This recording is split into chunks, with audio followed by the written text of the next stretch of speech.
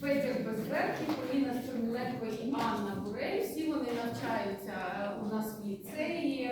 Це наші зірочки, вони багато виступають, з радістю грають для слухачів. В тому числі сьогодні і до вас приїхали для того, щоб зіграти дуже і дуже красиву музику. І зараз ми її бачимо.